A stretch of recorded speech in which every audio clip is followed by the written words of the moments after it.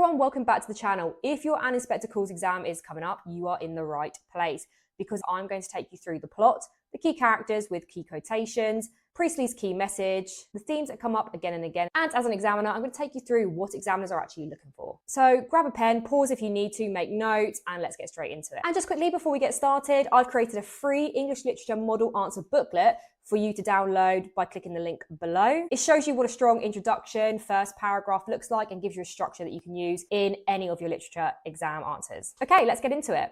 First, let's make sure the plot is really clear. The play begins with the Birling family celebrating Sheila and Gerald's engagement. Everything feels really comfortable, really wealthy, exactly how Priestley wants the audience to see this upper class family at the start. Then the inspector arrives. He tells them that a young working class woman named Eva Smith has died. And one by one, we discover that each member of the family played some role in making her life worse. Then, as the play goes on, we find out that Mr. Birling fired her, Sheila had her fired from the shop, Gerald had an affair with her, Eric got her pregnant, and Mrs. Birling refused to help her. By the end, Priestley has completely exposed the family's selfishness, and then right at the end, there's the shocking phone call suggesting that a real inspector may be on the way. That ending is so important because Priestley is showing us that you cannot escape your responsibility regardless of your power and status. Priestley's message. Now, this is one of the most important things for your exam because we have to remember that Priestley is never just telling a story. He is using the play as a tool to teach the audience something. His main message is simple. We all have a responsibility to care for each other in society. And that's why the character of the inspector is so powerful. We've got to remember that Priestley wrote this play in 1945, just after the Second World War, but he set it in 1912, before the First World War. Why? Well, because he wanted his audience to look back and think, how did selfishness and inequality help create problems in society? So in your essays, think about what is Priestley really trying to teach us here through his characters, through the stage directions, and through the language choices. And as an examiner and teacher, the one thing I notice is year on year, students always struggle to link their analysis back to the writer's message, the why. Why have things been presented in particular ways? And that's exactly why I made the annotated booklet, which you can download for free below, because it just breaks down how to move from quote analysis into creating really thoughtful paragraphs. Okay, let's go through the key characters. Let's start with the inspector, because ultimately he is central to everything. The inspector acts like Priestley's moral voice. He is essentially Priestley's mouthpiece. He's calm, controlled, but very powerful. His job in the play is basically to force the characters and the audience to reflect on their actions. Now, the key quote that you absolutely need to remember is when he says, "We are members of one body." Now, this is Priestley's message in one sentence, essentially. You know, the phrase "one body" suggests that society is connected. So if one person suffers, ultimately everyone is affected. And that is why the inspector matters so much, because he isn't just solving a death, a crime. You know, he's exposing a broken society. Then we have Mr. Birling. Now, Mr. Birling represents selfishness and capitalist attitudes. He believes that people should only care about themselves. And his key quote, "A man has to mind his own business and look after himself," just summarizes that.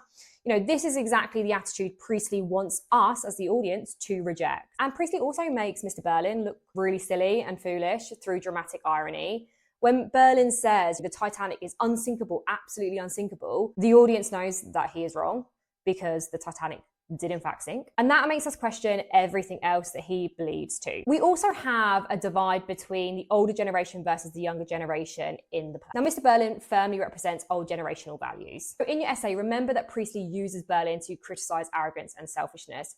He represents a capitalist ideology, and Priestley is kind of commenting on how we must reject it. Next, Sheila. Now, Sheila is one of the most important characters because she changes so dramatically from the beginning to the end. Now, at the start, she seems really immature. You know, she calls her mother mummy, but very quickly, she's quick to change and understand her responsibility and role in society. She essentially realizes the wealth and position and privilege that she has and how deeply it impacts other members of society that don't have the same privileges as her. And a brilliant quote for her is, "But these girls aren't cheap labor, they are people." This is such an important turning point because she begins to see Eva as a human being, not just a worker. And Priestley uses Sheila to show that younger people can learn, grow, and build a better society. So in a sense, Priestley is targeting his play at the younger generation to make changes and not to repeat the same mistakes of the past. So remember that Sheila represents change. She feels guilt where Mr. Birling, Gerald, and Mrs. Birling don't, and she shows growth. Next, Eric. Now, Eric is another character who changes. At first, he seems really quite awkward and distant. He doesn't quite fit in. But as the truth comes out, he becomes one of the most honest characters in the play. You know, a key quotation is, "You killed her and the child she'd have had too." Now, this is powerful because Eric directly blames his parents, but remember that Eric also represents how hidden problems in wealthy families can be damaging. Let's move on to Mrs. Birling. Now, Mrs. Birling is Priestley's example of upper class hypocrisy and prejudice. She judges Eva because of her class. And her quote, "Girls of that class," is so revealing. You know, the word that class creates distance. It shows how dismissive and uncaring she is. And Priestley is essentially just criticizing how upper classes often look down on poorer people while refusing to help them. And he particularly criticizes the structures that were in place, such as the charity that, say, Mrs. Birling works for, and who actually controlled and ran those charities. And this is why Priestley was very much in favor of the welfare state, to create a more equal balance in society for those that needed the help to get help without having to get the approval from upper class members of society. Then we have Gerald. Now, Gerald is interesting because he sits somewhere in the middle in terms of age. You know, he doesn't technically fit into the younger generation or the older generation. So he's somewhere in the middle, although I would say he was probably more towards the older generation in terms of his values and viewpoints. We've got to remember as well that he did help Eva at one point, but he also used his power over her, and that makes him morally complicated. Priestley is using Gerald to show that even people who seem charming and respectable can actually still take advantage of others. And then finally, on our whistle-stop tour of the key characters, we have Eva Smith. Now, Eva Smith never appears on stage, but she's arguably the most important character in the play because she represents working class suffering, women's vulnerability, and the consequences of inequality. And Priestley makes her absence very powerful because it forces us to focus on what happened to her rather than who she was. She becomes symbolic of all the vulnerable people failed by society, which is why we never truly know her name. We know that she goes under the alias Daisy Renton as well, but it's not important because ultimately she is symbolic of all those vulnerable and voiceless in society. In the same way, we could say that Edna, the Birling's maid, is as voiceless as Eva Smith, even though Edna is physically present on stage. Okay, let's quickly run through the key themes. Now, first we have responsibility. Now, this is the core of the play. Priestley is making the argument that we all have a duty to care for others, not just ourselves. And through the inspector, he challenges the character's selfish behavior and shows the consequences of ignoring others in society. Second, we have gender. Women in the play, especially Eva and Sheila, are treated very differently to men, even Edna. But Eva is powerless and dependent, while men like Gerald and Mr. Birling hold all the control. But Priestley also shows change through Sheila, who begins to challenge those traditional expectations. Then we have social class. Now, Priestley highlights the huge divide between the wealthy Birlings and Eva Smith, and even Edna, as I said. The upper classes have power, money, and influence, while working class characters like Eva are vulnerable and easily exploited. Now, he's criticising a system that allows this inequality to exist. Then we have capitalism versus socialism, because we've got to remember this is a very political play. Priestley is clearly presenting a contrast between these two ideologies. Now, Mr. Birling represents capitalism. He believes in individual success, profit, and that a man has to make his own way. He treats workers as replaceable and prioritizes business over people. Priestley presents these views as selfish and short-sighted. In contrast, Inspector Goole represents socialism. He argues that everyone is responsible for one another, stating that we are members of one body. Now, he challenges the Birling family's actions and exposes the consequences of ignoring social responsibility. Finally, we have the generational divide. Now, there's a clear divide between the older and younger generations. We have the older generation, Mr. and Mrs. Birling, who refuse to accept responsibility, whereas the younger generation, Sheila and Eric, learn from their mistakes. Now, Priestley is suggesting that younger people are more open to change. And this is who he is targeting this play at, so that we can learn from the mistakes of the past. Now, my biggest tip is that whatever question you get, always try to link it back to Priestley's bigger message, and you can link any of these themes to any question that you actually get in the exam. Next, structure. Just like in the language papers, how you analyze language and you analyze structure, we have to do the same for literature.